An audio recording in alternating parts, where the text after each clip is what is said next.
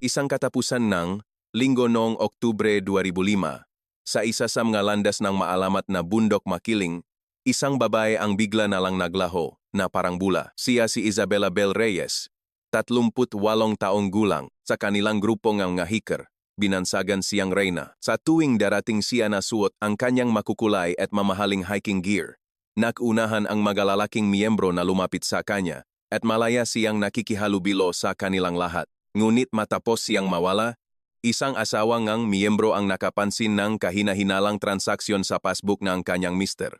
Buwan-buwan, may regular na withdrawal na nakakahalaga ng 10,000 piso at sandamakmak na resibo mula sa mga hotel. Nang magsimula ang investigasyon, isang nakakagulat na katotohanan ang nabunya. Mahigit sa 10 lalaking miyembro ang gumagamit ng parehong paraan para maglabas ng pera. At lahat ng perang ito ay napupunta kay Isabela. Subalit ang mas nakakagulat ay ang totoong dahilan ng kanyang pagkawala. Ang kuwentong ito ay dadalhin tayo sa isang misteryong magsisimula ngayon. Noong 2005 sa Pilipinas, nagsisimula pa lang ang mabilis na pagunlad ng internet at kasagsagan ng kultura ng mga online community. Patok na patok ang mga social networking service tulad ng Friendster at ang mga aktibidad ng mga grupo o e-groups na nakasentro sa mga internet forum. Sa mga ito, ang mga hiking club ang isa sa pinakasikat. Naging uso ang pagkakaroon ng 2 araw na pahinga sa trabaho, kaya naman dumarami ang mataong naghahanap ng paraan para mag-enjoy tuwing weekend. Ang pag-akyat ng bundok na nagbibigay nga benepisyo sa kalusugan at pagkakataon para makisalamuha, ang naging paboritong libangan ng nga empleyadong nasa edad 30 at 40. Ang bundok Makiling, na matatagpuan sa Laguna, ay may taas na 1,090 metro. Dahil madali itong puntahan mula sa Maynila, dinarayo itong maraming hiker tuwing weekend. Ang ma-trail tulal na upelpay at stow. Thomas ay hindi gaanong mahirap at kayang-kaya ng mga baguhan. Mula sa tuktok, matatanaw ang napakagandang tanawin ng Laguna de Bay. Isa sa mga aktibong grupo ang hiking na nakabase sa Makiling ay ang Tuktok Mountaineers. Itinatag noong 2003. Ang grupo ay may mahigit 80 miyembro noong 2005 at may regular na akyat tuwing Sabado at Linggo. Ang mga miyembro ay may iba't ibang edad, mula sa kalagitnaan ng 30 hanggang sa unang bahagi ng 50. At may iba't ibang propesyon tulad ng mga empleyado sa opisina, negosyante, at kawani ng gobyerno. Ang isang katangian ng Tuktok Mountaineers ay ang balanseng rasyo ng lalaki at babae na halos 6:4. Hindi tulad ng ibang grupo na karamihan ay lalaki, aktibo rin ang mga babaeng miyembro, kaya natural na nakakaroon ng magandang samahan sa pagitan ng mga kasarian. Siyempre, may mga pagkataong nauwi sa pag-ibigan ang kanilang samahan at mayroon ng 2 o 3 pares na nakatuluyan at ikinasal. Gayunpaman, karamihan sa mga miyembro ay sumasali para lang talaga sa pag-akyat ng bundok at pakikipagkaibigan, at masaya silang nag-enjoy sa kanilang weekend sa isang malusok na kapaligiran. Sumali si Isabela Bel Reyes sa Tuktok Mountaineers noong Mayo 2004. 37 taong gulang siya noon at isinulat niya sa kanyang online application form, "Kahihiwalay ko lang po sa asawa. Para sa isang panibagong simula, gusto kong alagaan ang aking kalusugan at makakilala ng mga bagong kaibigan. Salamat po." Dahil sa kanyang tapat na pagpapakilala, agad siyang inaprubahan ng presidente ng grupo na si Mang Jun. Sa katunayan, may ilan ding miyembro sa grupo na hiwalay sa asawa at walang sinuman ang gumawa nito ng issue. Sa kanyang unang pag-akyat, agaw pansin agad si Bel. May taas siyang 5'5", balingkinitan ang katawan, at may eleganteng ayos ng mukha na nagpamukha sa kanyang mas bata kaysa sa tunay niyang edad. Higit sa lahat, ang kanyang suot na hiking gear ay mula sa isang mamahaling brand noong panahong iyon, at maging ang kanyang sapatos at backpack ay pawang mga pinakabagong modelo. May mga nagsabi na para sa isang baguhan, masyadong maganda ang kanyang magamit, pero ngumiti lang si Bel at sinabing, "First time ko pong umakyatan ni bundok, pero gusto kong matuto ng mayos kaya nag-invest ako ng kaunti. Sana maging magaan ang loob ninyo sa akin." Sa akyat na iyon, ipinakita ni Bel ang lakas na hindi inaasahan sa isang baguhan. Kahit na may mga matatarik na bahagi at hagdanan ang trail ngang Makiling, hindi siya halos hinabol ngang hininga hanggang sa marating ang tuktok. Tinatanggihan pa niya ng may ngiti ang mungkahingam nga lalaking miyembro na magpahinga. "Okay lang ako. Kayang-kaya ko pa to." Pagdating sa tanghalian sa itaas, nakhanda si Belen sapat na kanin, adobo, at prutas, At siya pa ang nanguna sa pag-alok sa mga kasamahan para maging masaya ang lahat. Dahil sa kanyang natural at palakaibigang ugali, agad siyang nagustuhan ng mga miyembro. Sa inuman pa katapos ngang pagbaba, unti-unting ikinuwento ni Belle ang kanyang buhay. 8 taon silang kasal bago nahiwalay. Wala silang anak, at kasalukuyan siyang nagtatrabaho bilang accountant sa isang kumpanya sa Makati. Nalugi kasi sa negosyo ang asawa ko, kaya naging lasenggo. Tiniis ko ng tiniis, pero sa huli, nahiwalay din kami. Ngayon, gusto kong panagutan ang sarili kong buhay. Dahil sa kanyang tapat at matatag na paninindigan, nakisimpatya sa kanya ang babaeng miyembro, habang ang mga lalaki naman ay nagpakita ng paganga. Ganun nagsimula ang pagiging bahagi ni Isabela Reyes sa Tuktok Mountaineers. Halos hindi siya lumiliban sa mga akyat tuwing weekend at unti-unti siyang naging kilala sa grupo. Partikular siyang naging popular sa mga lalaking miyembro. Bukod sa kanyang itsura, kapag nakikipag-usap siya, mahusay siyang makinig at magbigay ng tamang reaksyon. Ang sarap kausap ni Belle. Sabi ng isang lalaking miyembro, ang galing niyang makinig. Noong Tegarong ng 2004, binansagan si Belle na reyna. Nagsimula ito bilang isang biro. Sa isang pag-akyat, nakita ngang isang babaeng miyembro na pinalilibutang ng 3 o 4 na lalaki si Belle habang nag-usap sila. Wow, Belle, parang reyna ka. Pinapalibutan ng mga bubuyog, biro niya. Naktawanan ang lahat, pati na si Belle, pero nanatili na ang bansag na iyon. Ang totu, may bahit ng selos at paganga ang bansag na reyna. Para sa mga babaeng miyembro, tila inaagaw ni Belle ang lahat ng atensyon ng mga lalaki. Para naman sa mga lalaki, gusto nilang mapalapit kay Belle. Ngunit si Belle ay mabait sa lahat at hindi nagpapakita ng paboritismo sa isang partikular na lalaki. Sa halip, hinahati niya ang kanyang oras para makipag-usap sa iba't ibang tao, na lalong nagpadagdag sa kanyang karisma. Pagsapit ngang Oktubre 2004, si Isabela Reyes ay naging isang mahalagang bahagi ng Tuktok Mountaineers. Sinasabi pa nga na kapag wala siya sa inuman pagkatapos ngang akyat, hindi masaya ang usapan. Ang mga lalaking miyembro ay lumilipat pa ngang upuan depende sa kung saang mesa uupo si Belle, subalit sa buwan ding iyon. Nagsimulang lumitaw ang mga kahina-hinalang senyales. Ang unang nakapansin ay si Helen, asawang isang miyembro na si Roberto Robert Santos.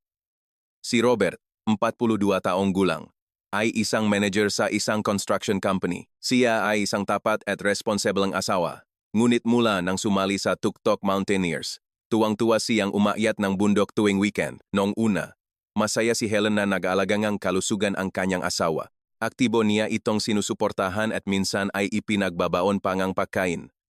Ngunit isang Sabado ng Oktubre, isang oras na mas late umuwi si Robert kaysa sa dati at nakaramdam ng kaba si Helen. Robert, bakit ang late mo yata ngayon? Tanong niya. Tila nag-alinlangan si Robert bago sumagot. Medyo natagalan lang yung inuman. May isang miyembro kasing nag-open up ng problema. Anong problema? Wala. Tungkol lang sa trabaho niya. Pagod na ako. Matutulog na ako. Hindi kumbinsido si Helen. Pero hindi na niya inusisa pa. Sa loob ng 15 taon nilang pagsasama, hindi kailanman ng babae o nagsinungaling si Robert. Kaya gusto niya itong pagkatiwalaan. Ngunit sa isang sulok ng kanyang isip, nagsimula ng tumubo ang binhing pagdududa. Sa panahong iyon din, isa pang miyembro, si Marco Gomez, ay napansin din ng kanyang asawang si Cecil ang makakaibang pagbabago. Si Marco, 39 taong gulang, ay isang negosyante na may maliit na interior design firm sa Quezon City. Dati siyang simple lang, pero bigla siyang naging maporma at bumili pa ang bagong hiking outfit. Marco, magkano yung hiking gear mo? Mukhang mahal. Tanong ni Cecil. Mga 10,000 lang, mas maganda bumili ng matibay para tumagal. Kahit na, medyo mahal pa rin. Pwede pa naman yung dati mong suot. Ipinakibit balikat lang ito ni Marco, pero nag-alala si Cecil. Mahina ang negosyo nila kamakailan at tila nagiging magastos ang kanyang asawa. Ang mas nakapagtataka ay ang cellphone ni Marco. Dati, iniwan niya lang ito kahit saan sa bahay, pero ngayon, lagi na niya itong daladala. Kapag may text, mabilis niya itong tinitignan at napapangiti. Isang gabing Nobyembre, habang naliligo si Marco, palihim na tiningnan ni Cecil ang cellphone kanyang asawa. Alam niya ang password, ang kanilang anniversary, kaya madali niya itong nabuksan. Sa inbox, Maraming beses niyang nakita ang pangalang Bell. Nang basahin niya ang nga mensahe, karamihan ay simpleng kamustahan lang, pero may isang nakakuhang kanyang pansin. Salamat sa pakikipakita kanina. Gumaan ang pakiramdam ko. Magkita tayo ulit, ang sagot ni Marco. Mahirap talaga yan. Basta kung kailangan mong kausap, text ka lang. Bumilis ang tibok ng puso ni Cecil. Hindi niya kilala kung sino si Bell, pero malinaw na nakikita sila ng pribado ng kanyang asawa. Gayunpaman, ang nilalaman ng mensahe ay hindi naman nagpapahiwating ng relasyon. Parang nakapelang sila bilang magkaibigan sa grupo. Ibinalik ni Cecil ang cellphone sa dati nitong lugar at nagpanggap na walang alam. Ayaw niyang mag-away sila dahil lang sa isang hinala. Ngunit sa loob ng Tuktok Mountaineers, may ilan nang nakapansin sa kilos ni Isabella. Isa na rito ang babaeng miyembro na si Tita Loida. Si Loida, 48 taong gulang, ay isa sa mas nakatatanda sa grupo at kilala sa kanyang matalas na pakiramdam. Maraming beses na niyang nakita si Bell na nakikipag-ape ng pribado sa ilang partikular na lalaking miyembro pagkatapos ng akyat at napapansin niya ang kakaibang ngiti sa labi ni Bell. Nung unang bahaging Disyembre, kinausap niya ng tahimik ang ilang malapit na babaeng miyembro. Napapansin niyo ba? Parang may kakaiba kay Bell lately. Maingat na tanong ni Loida. Anong ibig mong sabihin? Parang masyado siyang madalas makipagita ng solo sa mga lalaki. Sila Robert, Marco at David. Lahat sila nakipagkita na kay Bell ng personal. Ano naman ngayon? Pwede namang magkape lang bilang magkaibigan. Oo nga, pero may kutop akong hindi maganda. Parang may tinatanggap si Bell mula sa kanila. Nagtaka rin ang ibang babaeng miyembro sa sinabi ni Loida.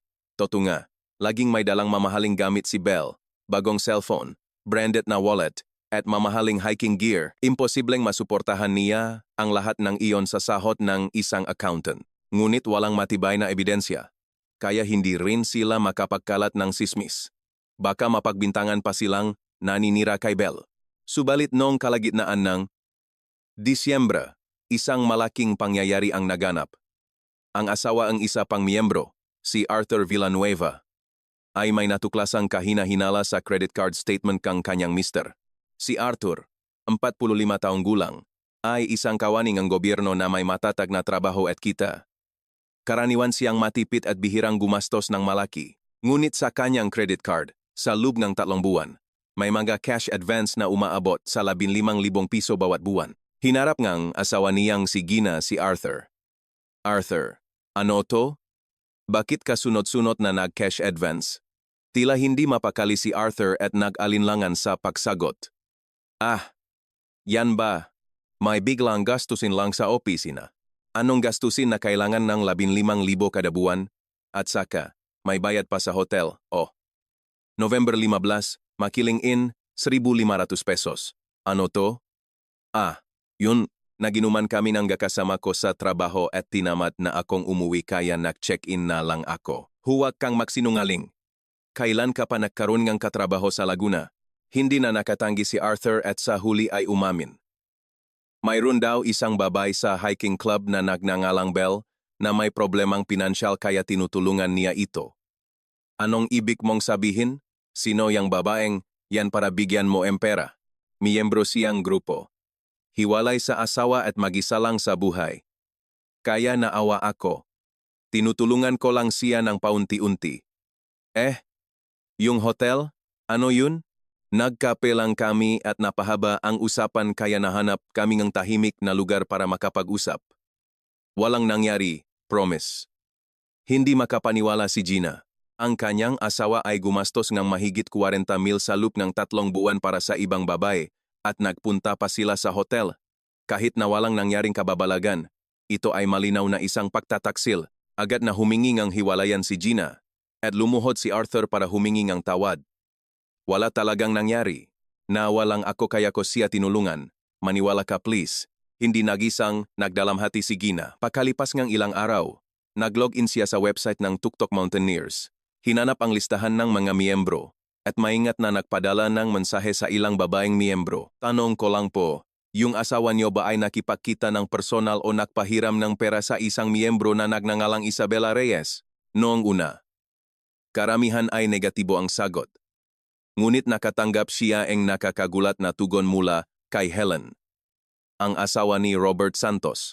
Ako rin, kahina-hinala ang kilos ng asawa ko lately. Tiningnan ko yung credit card statement niya at ang daming cash withdrawals. Pwede ba tayong makita para mag-usap?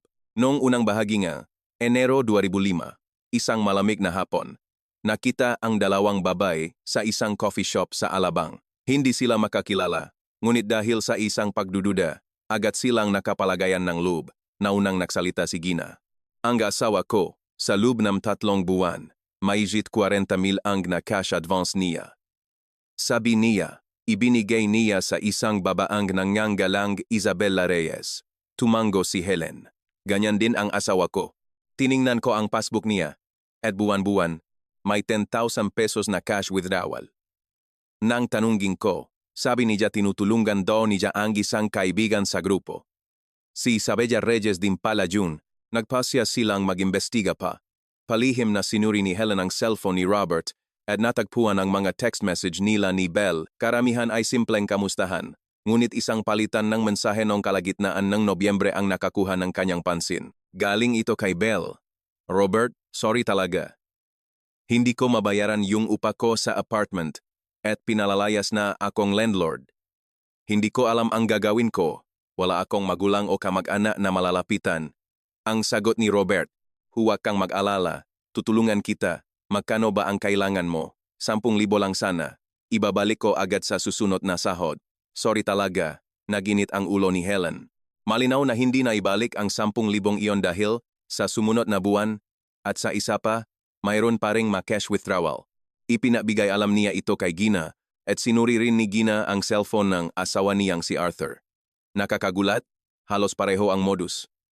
Arthur, biglang na ospital si Mama. Kailangan ng pambayad. Na-aksidente ako. Kailangan ng pampagawang kotse pero wala akong pera. Pinagbibintangan akong pagnanakaw sa opisina.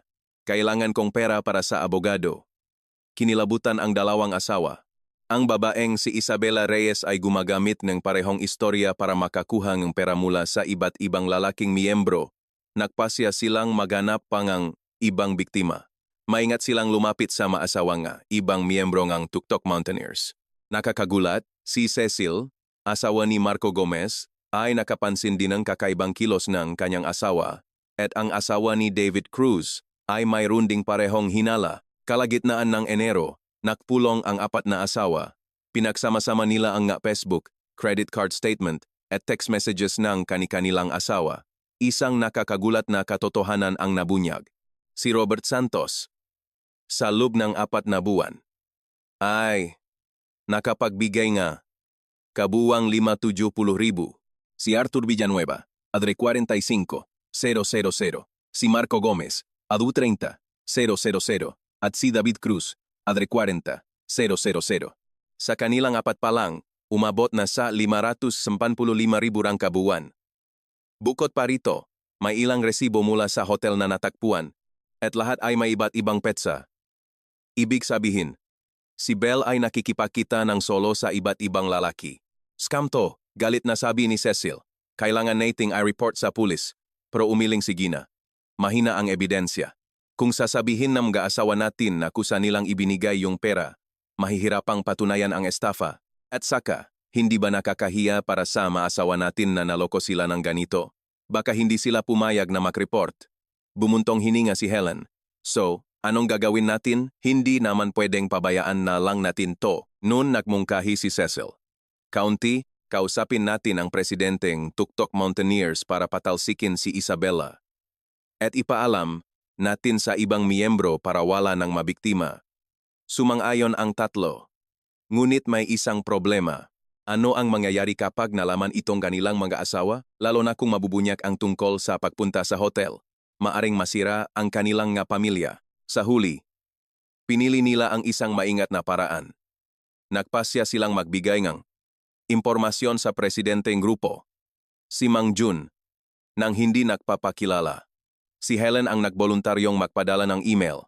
President Jun, mayroon po kaming gustong ipaalam tungkol sa miyembrong si Isabela Reyes. Siya po ay lumalapit sa mga lalaking miyembro para humingi ng pera. Sana po ay ma-verify ninyo ito. Ngunit bago ipadala ang email, sinabi ni Gina, "Sandali, dapat masigurado tayo sa ebidensya. Paano kung kampihan ng presidente si Isabela? Tama siya. Kung walang matibay na ebidensya, baka sila pa ang mapagbintangan na nakakalat ng malisyosong tsismis. Nagpasya silang maging mas maingat. Patuloy nilang obserbahan ang kanilang mga asawa, susubaybayan ang pakikipagkita kay Isabela, at kung possible, huhulihin sila sa akto." Pagsapit ng Pebrero, sinimulan ni Helen na sundan ang asawa niyang si Robert. Isang hapon ng Sabado. Pagkatapos ng akyat, hindi dumiretso ng uwi si Robert. Nagpunta siya sa isang coffee shop malapit sa UPLB. Mula sa malayo, sinundan siya ni Helen at nakita niya sa bintana ng coffee shop na may kausap na babae ang kanyang asawa. Ang babae ay mukhang nasa huling bahagi ng kanyang 30s, may makapal na makeup at suot ang isang hapit na damit. Siya nga si Isabela Reyes. Mahigit isang oras silang nag-usap at may mga pagkakataong nakita ni Helen na umiyak si Belle. Hinawakan ni Robert ang kamay nito na tila kinokonsola siya. Kinuha ni Helen ang kanyang cellphone at kinuhanan silang litrato, ebidensya. Paglabas nilang coffee shop, nagpunta sila sa isang ATM malapit doon at kitang-kita ni Helen na nag-withdraw ng pera si Robert. Pagkatapos, ibinigay niya ang pera kay Belle. Nagpasalamat si Belle sa pamamagitan ng isang yakap at niyakap din siya pabalik ni Robert. Hindi na nakatiis si Helen. Agad siyang pumasok sa coffee shop at hinarap sila. "Robert, anong ginagawa mo?" Namutla si Robert habang si Belle ay gulat na napatingin kay Helen. "Ha Helen, huwag kang magsasalita. Binigyan mong pra ang babaeng to, di ba? Ilang buwan mo na tong ginagawa? Magkano na ang naibigay mo?" Hindi makasagot si Robert at nagsimula ng tumingin ang mga tao sa paligid. Maingat na nagsalita si Belle. "Mrs. Pasensya na po. Mayroon lang po akong mabigat na pinagdadaanan." "Anong pinagdadaanan? Anong pinagdadaanan para manghingi ka ng para sa asawa ngang may asawa?" Biglang tumahimik ang buong coffee shop. Habang nakatingin ang lahat sa kanila, dahan-dahang tumayo si Isabela. Halata ang pagkataranta sa kanyang mukha, ngunit agad siyang nagpakatatag. "Mrs. Nakakamali po kayo ng iniisip. Nakikinig lang po si Robert sa mga problema ko." Nakikinig sa problema habang tumatanggap ng pera. Libo-libo pa. Unti-unting lumalakas ang boses ni Helen. Sinubukan siyang awating ng asawa. "Helen, tama na yan. Huwag kang gumawang eksena dito. Lumabas tayo at doon mag-usap." "Ayoko. Ibalik mo muna sa akin ang prang kinuha mo sa asawa ko." Dahan-dahang kinuha ni Belle ang kanyang bag at sinubukang umalis, pero hinawakan siya ni Helen sa braso. "Saan ka pupunta? Ibalik mo muna ang pra. Bitawan niyo ako. Nananakit kayo."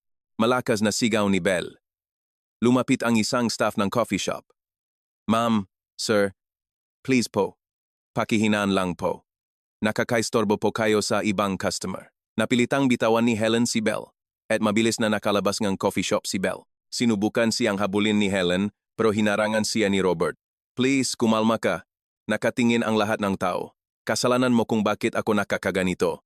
Uwi na ako." Nagaway ng matindi ang mag-asawa sa sasakyan pauwi. Nang gabing iyon, agad na tinawagan ni Helen ang tatlo pang asawa. "Nahuli ko sila. Nakita ko mismo si Isabela na tumatanggap ng pera mula sa asawa ko." Nagtanong si Gina, "Nakuha mo ba pabalik ang pera?" Nakatakas siya. Nang kinompronta ko, bigla siyang nawala. "Scammer talaga. Ituloy na natin to." Kinabukasan, Linggo, may nakatagdang akyat ang Tuktok Mountaineers. Ngunit hindi sumipot si Isabela Reyes. Kumalat na sa mga miyembro ang sismis tungkol sa insidente sa coffee shop na ikwento ni Robert sa isang miyembro habang lasing at mabilis itong kumalat. Nabalitaan niyo ba? Nahuli daw si Belle ng asawa ni Robert. Saan? Yung tungkol sa pagtanggap ng pera. Oo, libo-libo daw ang kinukuha. Pagkatapos ng ayat, sa inuman, hindi na maganda ang kapaligiran. Tinawag ni Mang Jun si Robert. "Robert, anong nangyari kahapon?" "Kung ano-ano na ang naririnig ko." Yumuko si Robert. "Pasensya na, President, nakamali ako." "Anong pagkakamali?" "Si Belle kasi, may problema sa pera kaya tinulungan ko lang, pero na-misinterpret ng asawa ko." "Hindi yan misinterpretasyon, katotohanan yan, di ba?" Sabat ni Marco Gomez. "President, sa totoo lang, nagpahiram din ako ng pra kay Belle, 5,000. pero hindi pa niya binabalik. Ako rin, sabi ni David Cruz. 7,000 ang pinahiram ko, pero walang paramdam na magbabayad. Naging seryoso ang mukha ni Mang Jun. Ano to? Marami pala siyang inutangan? Mukhang ganun nga. Sabi ngang isa pang miyembro, ako rin. Nagpahiram ako ng 3,000, pero 3 buwan nang walang balita. Agad na nagpatawag ng emergency meeting si Mang Jun. Nagtipon ng Vice President Treasurer at ilang senior na miyembro para alamin ang sitwasyon. Nagpakalat ang Treasurer ng anonymous survey sa mga miyembro. Nagpahiram ka ba o nagbigay ng tulong pinansyal kay Isabela Reyes? Nakakagulat, 12 miyembro ang sumagot ng U. Nang pagsama-samahin ang mga halaga, umabot ito sa hindi bababa sa 550,000. Ang mas nakakagulat ay ang sumunod. Isang lalaking miyembro ang maingat na umamin. Actually, may nangyari sa amin ni Belle. Anong ibig mong sabihin? May relasyon kami. Ilang beses kaming nakita sa hotel, at pagkatapos nun, sunod-sunod na siyang humingi ng pera. Nagsimula sa 1, 2,000, hanggang sa naging 10,000 na. Biniyang ko siya. Tinakot niya ako na isusumbong. Niya ako sa asawa ko kung hindi ako magbibigay. Wala akong nagawa. Nanlamig ang lahat sa meeting room. Hindi lang pala nang hihiram ng pera si Isabela. Nakikipagrelasyon din siya sa ilang miyembro at ginagamit itong paraan para mangikil. Agad na nagdesisyon si Mang Jun. Tinatanggal na natin si Isabela Reyes bilang miyembro at kailangan nating i-report ang kasong ito sa pulis. President, hindi ba malalagay din tayo sa alanganin niyan kahit na malino na itong scam at blackmail? Kailangan natin itong pigilan bago pa may mas malaking masira. Ngunit may isang problema. Hindi makontak si Isabela. Naka-off ang kanyang cellphone at hindi na siya nag-login sa website ng grupo. Sinubukan nilang hanapin ang address na ibinigay niya sa application form, ngunit walang ganong address. Pati ang impormasyon tungkol sa kanyang trabaho ay kasinungalingan. Walang ganong kumpanya sa Makati. Malaki ang posibilidad na maging ang pangalang Isabela Reyes ay peke. Kalagitnaan ng Pebrero, isa sa mga biktima, si Arthur Villanueva, ang nag-report sa pulis. Naisahan po ako. May isang babae sa hiking club na nanghiram ng pera at hindi na nagpakita. Tinanggap ng pulisya ang kaso at sinimulan ang investigasyon. Sunod-sunod na ring nagbigay ng salaysay ang iba pang biktima. At unti-unting lumaki ang sakop ng kaso. Sa huli, umabot sa 15 biktima na may kabuang halaga na 230,000. Sa investigasyon ng pulis, isang mas nakakagulat na katotohanan ang nabunyag. Hindi lang sa Tuktok Mountaineers miyembro si Isabela. Sabay-sabay din siyang sumali sa ibang hiking clubs, Akyat Bundok Club, Sierra Madre Hikers, at Rizal Mountaineers sa hindi bababa sa 4 na grupo siya aktibo, at pareho ang kanyang modus. Iba-iba rin ang panggalang ginamit niya sa bawat grupo. Maria Santos, Ana Cruz, Katrina Gomez. Ngunit pareho ang istorya. Isang kaawa-awang babaeng hiwalay sa asawa na lumalapit sa mga lalaking miyembro, nakikipagrelasyon o nagpapawa para makakuhang pera. Habang lumalalim ang investigasyon, unti-unting nabubunyag ang tunay na pagkatao ni Isabela. Ang una nilang nalaman ay ang kanyang totoong pangalan. Ang pangalan sa kanyang birth certificate ay Cristina Villanueva, 40 taong gulang. Sinabi niyang 38 siya nang sumali sa Tuktok Mountaineers, pero nagsinungaling pala siya ng 2 taon. Ang address niya ay isang apartment sa Pasay City na inuupahan lang niya. Ayon sa may-ari, 3 buwan na siyang hindi nagbabayad ng renta.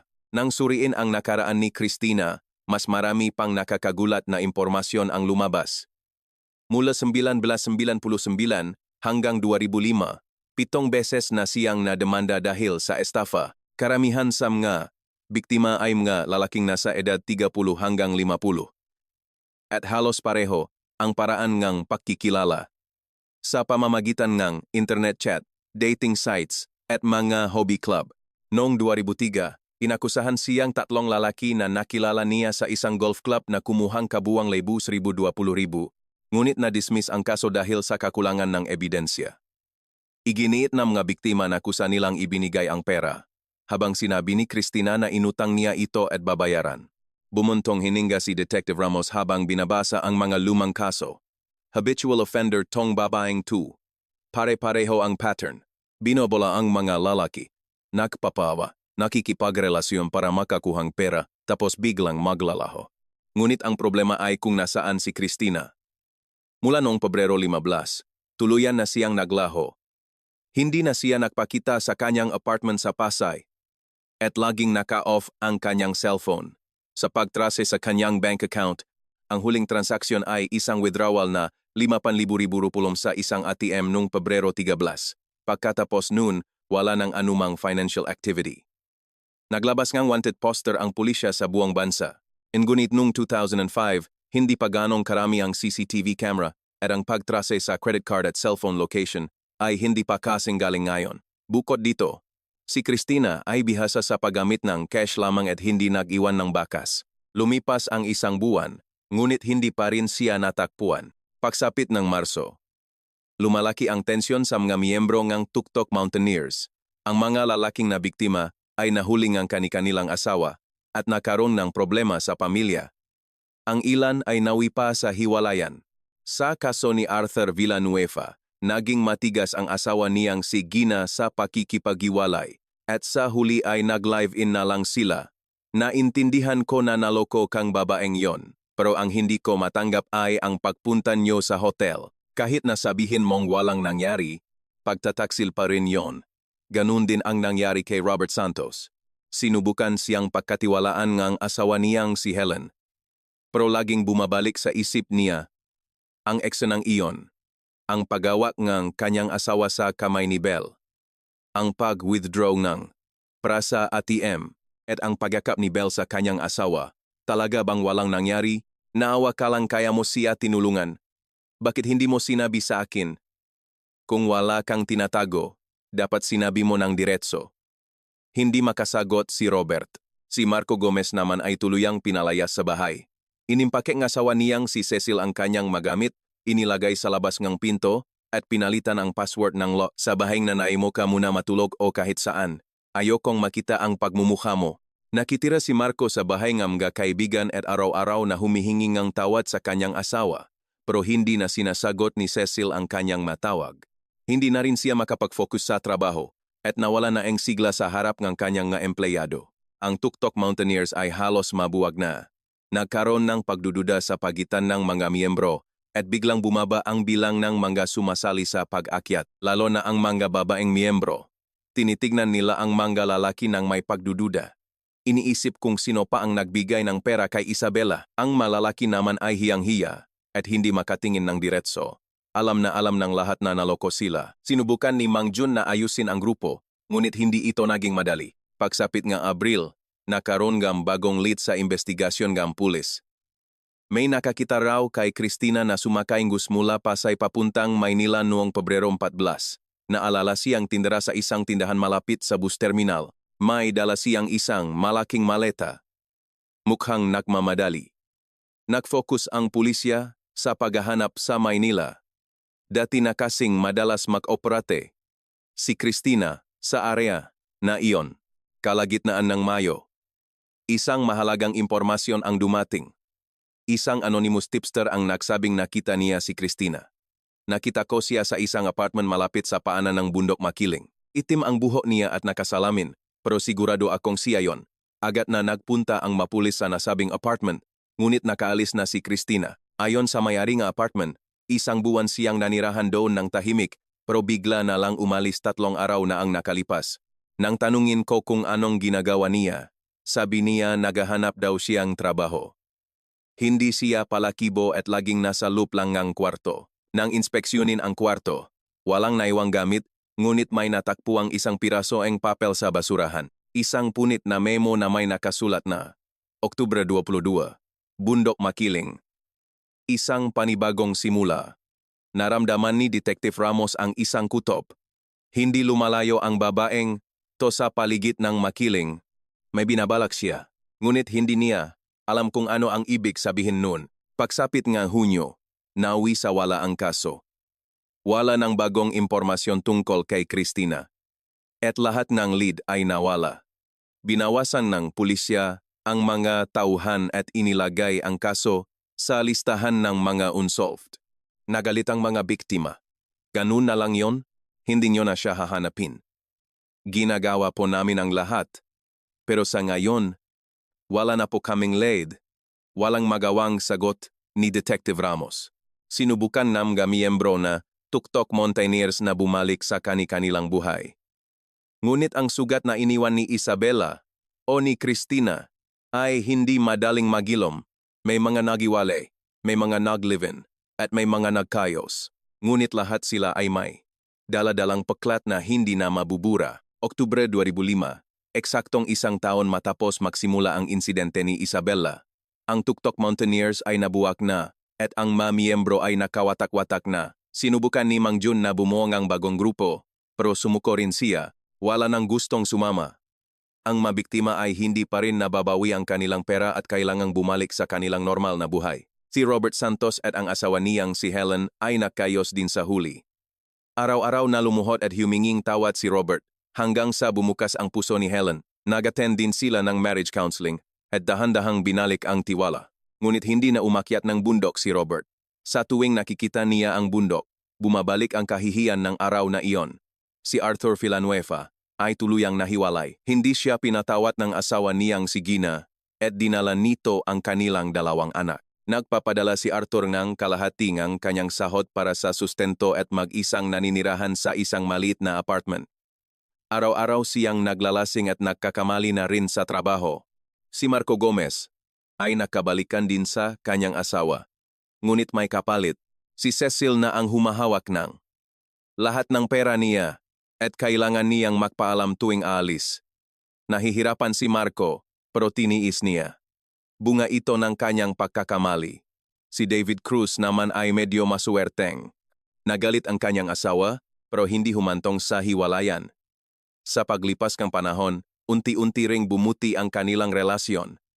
Ngunit siya rin ay hindi na umakyat ng bundok. Subalit noong Oktubre 15, isang kakaibang pangyayari ang naganap. Isang hindi kilalang numero ang nag-text sa cellphone ni Robert. Robert, ako to, si Belle. Sorry talaga. Patawarin mo sana. Ako sa mga nagawa ko. Yung pera na nakuha ko sa'yo, ibabalik ko. Nagulat si Robert at paulit-ulit na binasa ang text. Si Isabela ay nagparamdam pagkatapos ang isang taon. Agad siyang nag-reply. Nasaan ka? Hinahanap kang nga pulis, ngunit wala nang sagot. Nang araw ding iyon, nakatanggap din ng parehong text si Marco Gomez. Marco, sorry talaga. Ginigipit lang talaga ako nun. Ibabalik ko yung pera, nag-reply din si Marco, pero wala ring sagot. Si Arthur Villanueva, David Cruz, at ang iba pang biktima ay nakatanggap din ng parehong text. Tila nakaschedule send, lahat ay dumating eksaktong alas 3 ng hapon. Agad na nag-report si Robert sa police. Nagparamdam si Isabela, nakatanggap ako ng text. Agad na pumunta si Detective Ramos at sinuri ang cellphone. Prepaid number 2. Mahirap i-trace. Hindi ba pwedeng replyan natin siya para lumabas? Pwede nating subukan. Sige, mag-reply ka. Nag-text si Robert. Hindi ko kailangan ng pera. Makita tayo. May gusto akong sabihin. Pagkalipas ng 10 minuto, may sagot. Hindi po ako pwedeng makipagkita. Wala akong mukhang ihaharap sa inyo. Patawarin niyo na lang po ako. Sumuko ka sa pulis. Yun ang tamang paraan para mapatawad ka. Ayoko po. Ayokong makulong. Gusto ko na lang tapusin ang buhay ko. Kinabahan si Robert. Baka magpakamatay ang babaeng ito. Mabilis na tumawag si Detective Ramos sa telecom company para i-trace ang lokasyon ng signal. Nahagip ito sa Laguna, malapit sa Bundok Makiling. Nandito lang siya sa malapit. Puntahan natin. Agad na nagpunta ang mga pulis sa lugar. Ngunit pagdating nila, nawala na ang signal. Pinatay na ang cellphone. Kinabukasan, isa na namang biktima ang nakatanggap ng text. Si Marco Gomez naman. Marco, gusto kitang makita sa huling pagkakataon sa Bundok Makiling. Paborito kong lugar yun. Agad na ipinaalam ni Marco sa pulis at determinado si Detective Ramos na hindi na siya pakakawalan sa pagkakataong ito. Sasabihin naming may surveillance kami.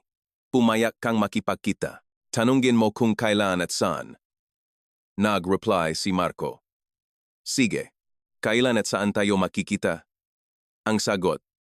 Bukas, alas 2 ng hapon, sa bench malapit, sa entrance ng UPLB Trail. Mag-isa ka lang. Sige, pupunta ako. Gumawa ng plano ang mga pulis. Gagamitin nilang pain si Marco. Habang ang mga detective ay magabang sa paligid. Kapag nagpakita si Cristina, arestuhin nila siya. Oktubre 17, 1:30 hapon. 5 pulis ang nakapwesto na sa paligid ng entrance. May mga pulis na nagpanggap na hiker, may nagpanggap na tindero, at si Detective Ramos ay nag-aabang sa parking lot. Kinakabahang umupo si Marco sa bench. Sumapit ang 2:00. Ngunit walang dumarating. Lumipas ang 10 minuto, 20 minuto, 2:30. Tumunog ang cellphone ni Marco. Isang text. Sorry Marco. Hindi ko pala kaya. May mga pulis, di ba? Nagulat si Marco. Paano niya nalaman? Tumingin siya sa paligid. Pero wala namang kahina-hinalang tao. Napatakbo si Detective Ramos. Minamanmanan niya tayo. Nakatago siya sa kung saan. Hinaluhog ng mga pulis ang buong paligid, ngunit hindi nila natakpuan si Cristina. Nakatakas na naman siya. Nagalit si Detective Ramos. Pero kailangan niyang aminin, hindi basta-basta ang babaeng to. Matalino. 2 araw matapos ang bigong operasyon, noong Oktubre 19, nakatanggap na naman ng text si Robert. Ngunit iba na ang nilalaman nito. Robert, gusto mo bang malaman kung bakit ako naging ganito? Pwede mo bang pakinggan ang kwento ko? Hindi na ipinaalam ni Robert sa pulis at direkta siyang nag-reply. Anong kwento? Biktima rin ako. Mayroon akong masamang pinagdaanan. Mabait ka. Kaya naniniwala akong pakikinggan mo ako. Nang gabing iyon, mahigit 1 oras na nag-text si Robert at si Cristina. Nakakagulat ang kanyang mga ikinuwento. Dati akong ordinaryong empleyada. May asawa. Pero ipinasa sa akin ng asawa ko ang utang niya sa negosyo at tinakbuhan ako. Mahigit 1 milyong piso. Bigla akong na-blacklist at araw-araw akong hinahabol ngang collector. Nawalan akong trabaho, ng bahay, ng pamilya, para mabuhay. Napilitan akong manghingi ng pera sa mga lalaki. Naguluhan si Robert. Toto kaya ang sinasabi niya o isa na namang kasinungalingan. Kahit na. Krimen pa rin yan. Pinahirapan din namin ang perang yon. Alam ko po, mali ang ginawa ko, pero wala akong pagpipilian. Mamatay sa gutom o maging kriminal. Yun lang ang 2 pagpipilian ko. So, anong gagawin mo ngayon? Susuko na ako. Kaya gusto ko kayong makita sa huling pagkakataon. Kinabukasan. Tinawagan ni Robert ang ibang biktima. Naktipon sila, Marco, David, at ilang iba pa. Nang ipakita ni Robert ang mga text, nahati ang kanilang reaksyon. Kasinungalingan yan, lulukuhin na naman tayo niyan, sigaw ni David. Ngunit iba ang reaksyon ni Marco. Parang totoo naman. Kapag sobrang desperado na ang tao, baka nga makagawa ni krimen. Sakto. Tumunog ang cellphone ni Robert. Text mula kay Cristina. Oktubre 22. Sabado. 2:00 ngang hapon. Maghihintay ako sa bundok Makiling. Magsama-sama kayo. Gusto kong personal na humingi ng tawad. May kaunti rin akong perang inihanda. Ito na ang huli. Nakagulo ang mamiyembro. Patibong yan. Ipaalam natin sa pulis. Ngunit nag-isip si Robert. Nang gabing iyon, ipinagtapat ni Robert sa asawa niyang si Helen. Helen, gustong makipagkita ni Isabela. Nanigas ang mukha ni Helen. Hindi ka pa ba nadadala? Siyempre. Ipapaalam natin sa pulis. Huwag kang kikilos ng mag-isa. Tumango si Robert. Oktubre 21, Biyernes. Tinawagan ni Detective Ramos ang mga biktima. Bukas daw po siya makikipagkita sa bundok Makiling. Agad na nakplano si Detective Ramos. Sa pagkakataong ito, sinigurado niyang magiging perpekto ang lahat. Nagtalaga siya ng 10 pulis na naka-plain clothes at ikinalat sila sa iba't ibang bahagi ng trail. Huwag na huwag niyo siyang pakakawalan. Baka ito na ang huling pagkakataon. Oktubre 22, Sabado. Maganda ang panahon. Mula 1:00 NG hapon, unti-unting pumwesto ang mga pulis sa trail NG Bundok Makiling. May mga napanggap na hiker, may mga naabang sa mga tindahan, at may mga nakatago malapit sa tuktok. 20 pulis ang kasama sa operasyon. 3 sa mga biktima sila Robert, Marco, at David ang akyat, habang ang iba ay maghihintay sa baba. 1:30 ngang hapon. Dahan-dahang umakyat ang 3. May 2 pulis na plainclothes na sumusunod sa kanila. May sapat na distansya. Punong tao ang trail dahil weekend. Kaya tila mahirap mahanap si Christina sa daming tao. 1. 50. Umupo ang 3 sa isang bench malapit sa tuktok. Tumingin sila sa paligid. Pero wala silang makitang kahawig niya. Eksaktong 2:00. Tumunog ang cellphone ni Robert. Isang text. Nandito na pala kayo. Salamat. Pero kasama niyo ang pulis, di ba? Nagulat si Robert at muling tumingin sa paligid. Ibig sabihin, nakikita sila mula sa kung saan. Walang pulis. Kami lang. Nagsinungaling si Robert. Huwag kayong magsinungaling. Yung lalaking naka-blue na jacket, yung babaeng nakaitim na sombrero, lahat sila pulis. Akala niyo ba tanga ako? Narinig ni Detective Ramos ang balita sa radyo at nagulat. Saan niya tayo nakikita? Hinaluhok mapulis ang paligid. Pero wala si Christina. Nun, isa na namang text ang dumating kay Robert. Sayang, kung kayo lang sana, makikipagkita ako. Paalam na. Kahit hindi niyo ako mapatawad, okay lang. Pupunta na ako sa dapat kong puntahan. Teka, pauwin ko na ang mga pulis. Tayo na lang ang mag-usap. Mabilis na reply ni Robert. Ngunit wala nang sagot. Lumipas ang 10 minuto, 20 minuto. Walang tugon. Hinaluhok ng mga pulis ang buong bundok. Pero wala si Christina. Nawala na naman siya. Subalit bandang 4:00 hapon, may isang kakaibang tawag na natanggap. May isang babae raw na nakahandusay sa isang trail malapit sa Stowe. Thomas. Rumasponde ang marescuer at pulis. Ang babaeng nakahandusay ay mukhang nasa unang bahaging kanyang 40s at walang malay. Nang suriin ng rescuer, napakahina ng kanyang pulso at may puting bula sa kanyang bibig. Nang dumating si Detective Ramos, sinabi ng isang rescuer, mukhang drug overdose. Kailangan na siyang dalhin sa ospital. Sinuring ng detective ang mukhang ang babae.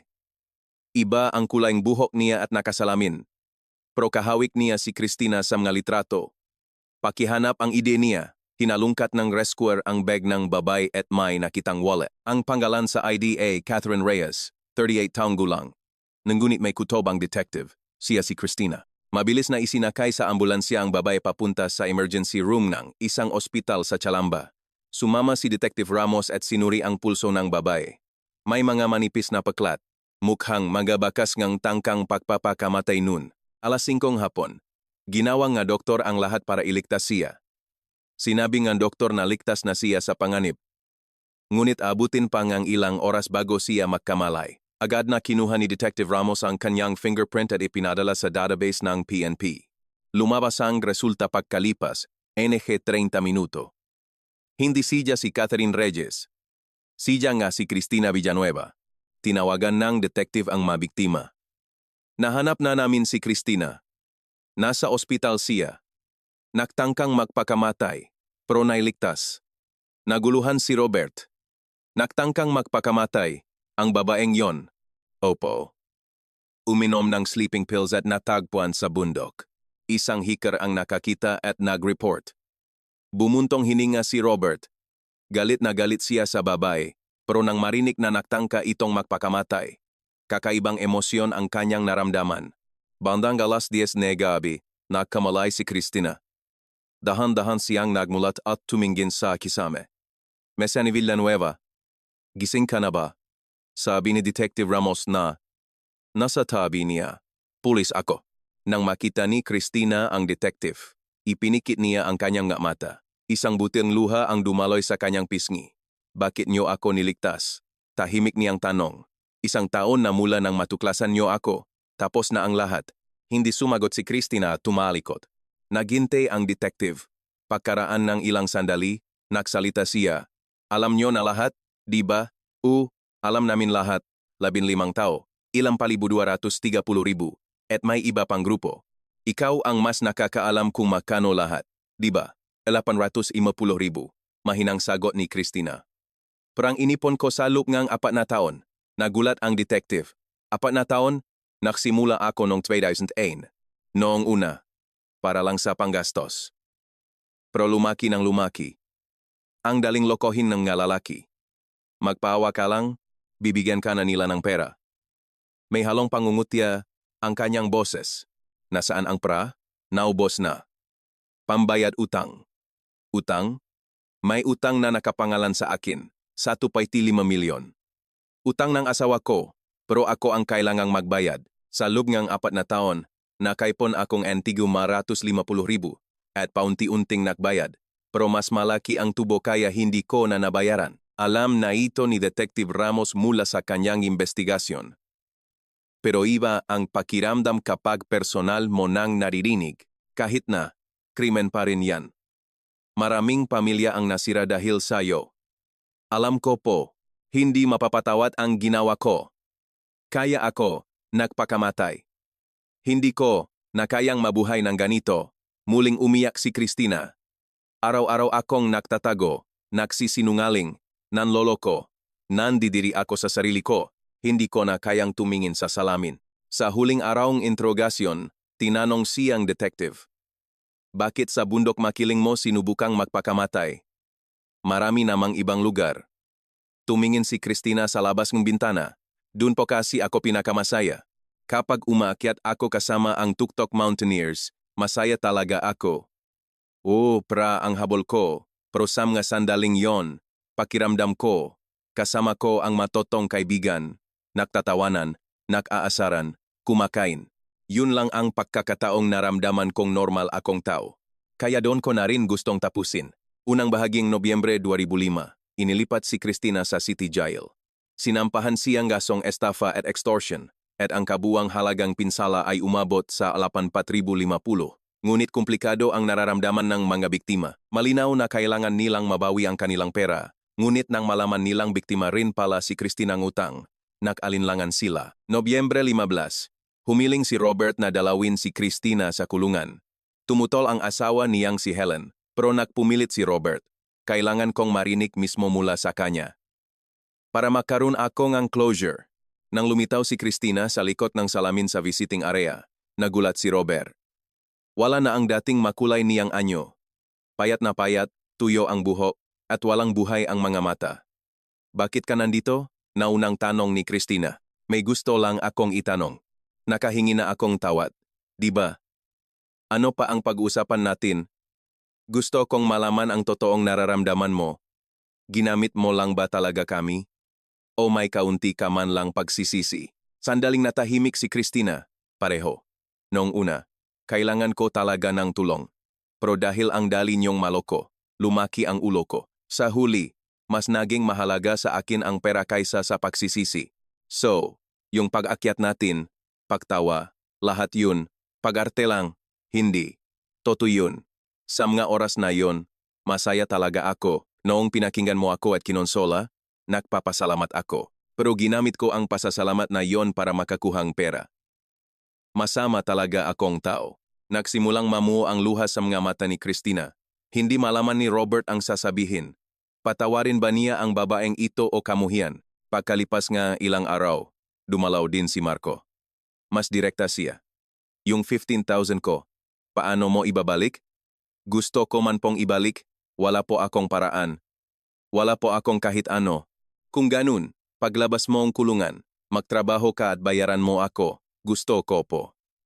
Pero kapag ex-convict na, mahirap nang makahanap ng trabaho. Baka habang buhay kong hindi mabayaran yan. Nagalit si Marco. Kaya ka nakpakamatay para takasan ang responsibilidad? Hindi po. Dahil po talaga sa konsensya. Laging sumasagi sa isip ko ang mga mukha nyo. Hindi ako makatulog, tumangging dumalaw si Arthur. Hiwalay na siya at wala na siyang anumang awa o pakialam kay Christina. Ayoko nang makita ang pagmumuhang babaeng yan. Sana mabulok siya sa kulungan. Ngunit iba si David. Sa kanyang pagdalaw, tinanong niya si Christina, yung utang na ipinasa sa iyong asawa mo, wala bang legal na paraan para malutas yon? Nagtanong po ako sa abogado, pero mahirap daw. Nakapangalan sa akin ang utang. Hindi ako pinilit ng asawa ko. Ako mismo ang pumirma. Kalagitnaan ng Disyembre, nagsimula ang unang paglilitis. 7 sa mga biktima ang dumalaw. Nakaposa si Christina habang nakaupo sa silya nga akusado. Huminging mabigat na parusa ang piskal. Ang akusado, sa loob ng 4 na taon, ay planado at organisadong nanloko ng 37 katao. Ang ilang biktima ay nasiraan ng pamilya, at nagdusa hindi lang sa pinansyal kundi pati na rin sa emosyonal na aspeto. Hinihiling namin ang parusang 5 taong pagkakakulong. Nakmakaawa naman ang abogado ni Christina. Biktima rin po ang akusado ng panloloko ng kanyang asawa. Baon sa 1.5 milyong utang at na blacklist, napilitan siyang gumawa ng krimen para mabuhay. Lubos po siyang naksisisi at naktangka pangang makpakamatay. Hinihiling po namin ang inyong pangunawa. Umiyak si Christina sa kanyang huling pahayag. Humihingi po akong tawad sa mga biktima. Alam ko po kung gaano kalaki ang kasalanan ko. Gusto ko pong ibalik ang pera, pero wala po akong paraan ngayon. Sa hinaharap, sisikapin ko pong bayaran kayo pagkatapos ngang isang buwang paglilitis. Inilabas ang hatol noong huling bahagi ngang Enero 2006. Ang akusadong, si Christina Villanueva, ay hinahatulan ng 2 taon at 6 na buwang pagkakakulong. Kalahati itong 5 taong hininging piskal. Ipinaliwanag ng hukom ang dahilan. Bagamat malinaw ang kasalanan ng akusado, isinaalang-alang namin ang kanyang kalagayan dahil sa utang ng kanyang asawa. Ipinakita rin niya ang pagsisisi at nagtangkang magpakamatay. Hindi nasiyahan ang mga biktima. 2 taon at kalahati lang. Paano naman ang buhay naming sinira niya? Ngunit ang desisyon ay pinal na. Tinanggap ni Christina ang hatol at hindi na umapela. Bago siya ilipat sa bilangguan, nagpadala siyang sulat sa mga biktima. Habang buhay kong dadalhin ang kasalanan ko. Pagkalabas ko, magtatrabaho ako at babayaran ko kayo ng paunti-unti. Patawad, Hulyo 2008. Nabigyan ng parola si Christina dahil sa magandang asal at nakalaya pagkatapos ngang 2 taon. Walang sinumang nahihintay sa kanya paglabas ngang kulungan, matagal nang pumanaw ang kanyang mga magulang, at wala siyang matatawag na kaibigan. Dala ang isang maliit na bag, naglakad siya papunta sa sakayan ng bus. Ang una niyang inasikaso ay ang paghahanap ng trabaho. Ngunit walang gustong tumanggap kang isang ex-convict. Sa loob ng 10 araw, mahigit 30 kumpanya ang kanyang inaplayan, pero lahat ay tumanggi. Sa huli, nakahanap siyang trabaho bilang tagahugas ng plato sa isang karinderya sa Calamba.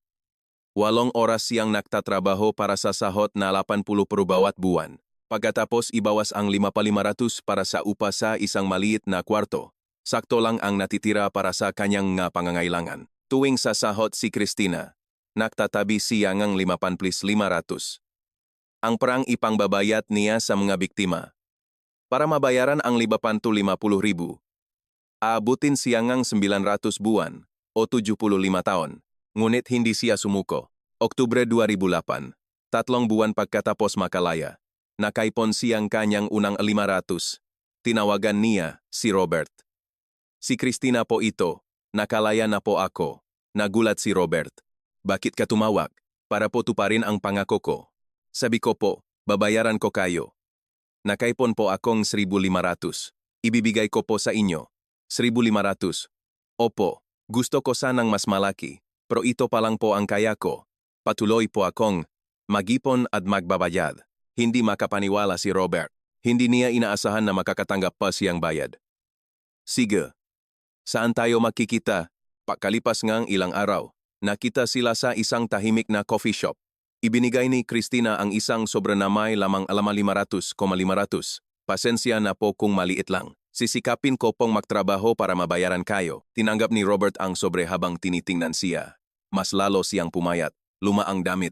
Anong trabaho mo ngayon? Tagahugas pong plato sa karinderya. 8 hours a day. 4,000 a month. Bumuntong hininga si Robert. Paano ka nabubuhay sa ganyang sahot? Sapat lang po para sa upa at pagkain. Libre naman po ang pagkain sa karinderya. May utang po akong 25,000 sa inyo, kaya kailangan ko pa pong magbigay 16 na beses. Ngumiti ng mapait si Christina. 16 na beses. Mahigit 1 taon. Kakayanin mo ba? Kahit mahirap, kailangan ko pong gawin. Ito ang kabayaran sa mga kasalanan ko. Seryoso ang tingin ni Christina. Nalaman ni Robert na seryoso ang babae. Sa sumunod na buwan, nagbigay na naman si Christina ng 5,500. At ganun din sa sumunod pa, Mayo 2009, nang mabayaran na niya ang lahat ng 520,000 utang niya kay Robert, yumuko si Christina.